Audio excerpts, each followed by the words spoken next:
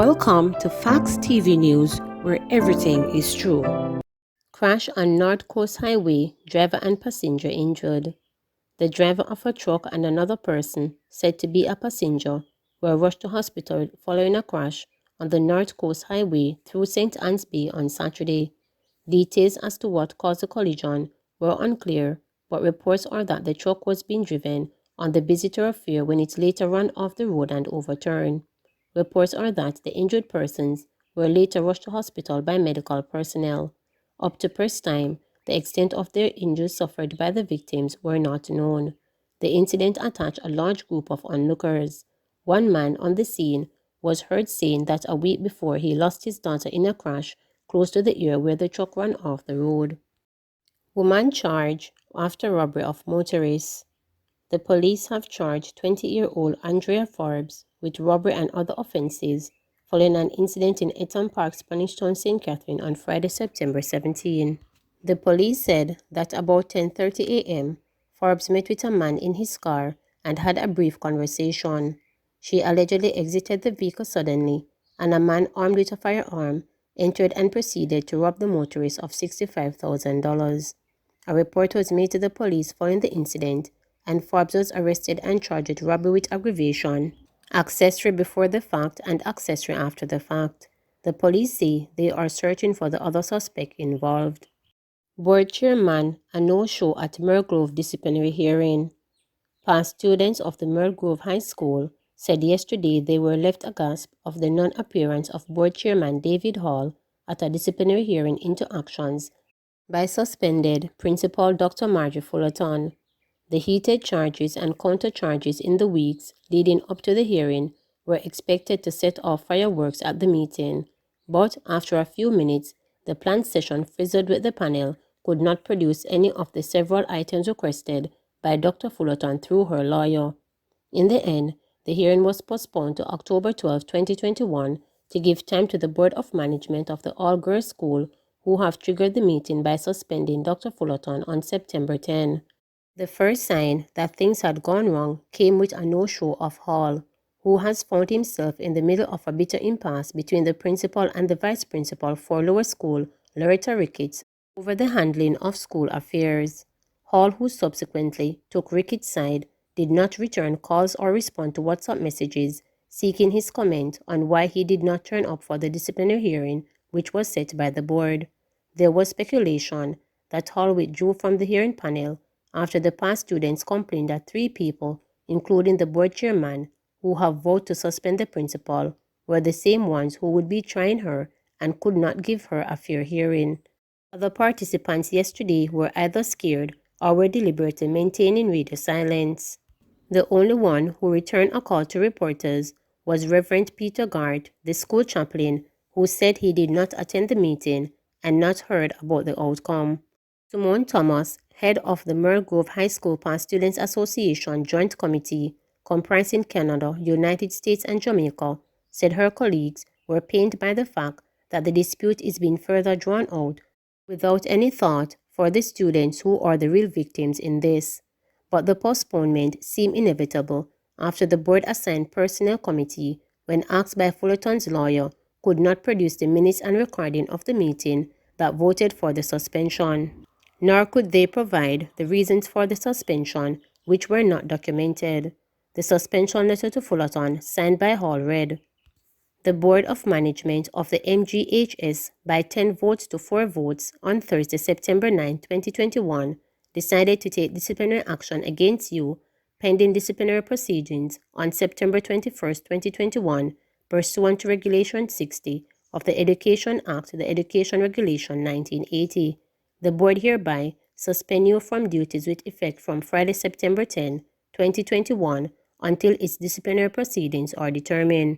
Please ensure that you provide to the Vice Principal, Mrs. Loretta Ricketts, and the bursar, Miss Merlin Lawrence, the relevant passwords, accounts, keys, and other pertinent assets allocated to you in your capacity as principal to allow the seemingly continuity and efficiency of the school's operation in your absence. Please also ensure that key staff under your management, specifically the system administrators and the secretary to the office of the principal, or advise of the change of management during this period. The PAHO students are solidly in Fullerton's corner, with support from the Parent Teachers Association, who believe that the principal has been a credit to Merle Grove High School and is being opposed by Ricketts and a few disgruntled staff members backed by the church-dominated board. Jamaicans urged to get second dose of AstraZeneca vaccine. The Ministry of Health and Wellness is reminding the more than 50,000 Jamaicans who are now or will shortly be due their second dose of the AstraZeneca vaccine to visit a vaccination site for their jab. The reminder comes as the ministry moves to realize a 65% vaccination target for the population by March 2022. The AstraZeneca vaccine is a two-dose vaccine, and individuals who receive a first dose must ensure that they also receive a second dose. Receiving two doses of the AstraZeneca vaccine enables the individual to receive the maximum benefits from their vaccine, notably a reduction in the chance of severe illness, hospitalization, and/or death associated with COVID-19. The ministry is also encouraging members of the public to remain vigilant in their adherence to infection prevention and control measures, namely mask wearing, maintaining a physical distance from others, and frequently washing or sanitizing hands. On Monday, Jamaica recorded 373 new novel coronavirus infections and confirmed 6 deaths. The new cases move to the total number of infections to 80,780, with 51,121 recoveries since the first case was recorded last year, while the death toll climbed to 1,800. Up to Monday, Jamaica had administered 709,444 doses of COVID-19 vaccines. Of that number, 490,953 were first doses, 196,216 were second doses, and 22,275 were single doses. Jamaica wants WHO PAHO intervention after vaccinated Jamaicans are barred from some countries. Jamaica has called for the intervention of the Pan-American Health Organization PAHO and the World Health Organization WHO to ensure the global acceptance of the COVID-19 vaccines being administered by developing countries. The call from Chief Medical Officer CMO Jacqueline Bisosa Mackenzie comes a day after the Regional Director of the Southern East Regional Health Authority, Errol Green, revealed that his full vaccination status was not recognized by authorities in the United Kingdom when he arrived there to attend the funeral service for his mother. Green's revelation has triggered widespread anger in Jamaica and elsewhere. The United Kingdom apparently does not recognize the vaccine code for Jamaica.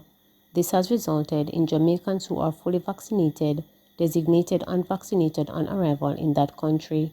The majority of Jamaicans have been inoculated with the AstraZeneca vaccine, which is developed and produced by a team from Oxford University and the British-Swedish pharmaceutical company AstraZeneca. Jamaica would ask that the WHO and PAHO intervene to ensure that essential medicines and health technologies have had gone through the rigors of approval or recognized and accepted globally. This we ask as vaccines approved by the WHO taken by our citizens are not being accepted in some countries, said Bisosa Mackenzie, who is a member of the Jamaica delegation to Washington, D.C. for the 59th PAHO Directing Council meeting. Her intervention, made on day 2 of the meeting, which is being chaired by Jamaica, comes in the wake of the island having faced challenges with finding consistent and reliable supplies of vaccines and other health technologies in order to support the national COVID-19 response. In the first 2 months of the pandemic, we had to face a crisis for supplies of personal protective equipment and laboratory supplies, as we were at the mercy of larger countries that held onto these resources. This threatened to derail our response and undermine the trust in our health infrastructure, as they were long turnaround time for laboratory results, as well as dissatisfaction among healthcare providers about supplies of personal protective equipment, the CMO told the meeting.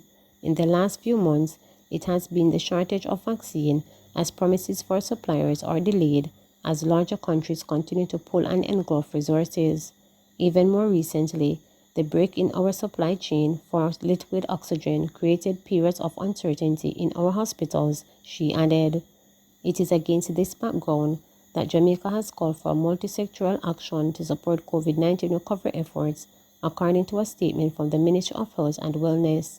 The vulnerability of the region of the Americas, and in particular the Caribbean sub-region, is very real to us. It is with these experiences fresh in our minds that we support multi-sectoral action and an increase in regional capacity for the development and production of medicines and other health technologies to improve access and enable consistent and reliable response to the region health priorities, the CMO added. We are indeed grateful to PAHO for several intercessions on our behalf, and at this time recognize the work of Jamaicans like Argentina and Mexico in the production of vaccines that we have benefited from at a time of great need. We also recognize the work of Cuba in the development of vaccines that will no doubt benefit the entire region. We would also like to recognize Trinidad and Tobago and Costa Rica that have supplied us with liquid oxygen, she added. There is no doubt that regional production capacity increase access and also stimulate economic recovery in the region. We therefore support all the strategic lines of the resolution and urge the Director to provide the technical cooperation and to support the Member States in this regard, the CMO added. Please remember to subscribe, like, share, and click the notification bell for daily updates.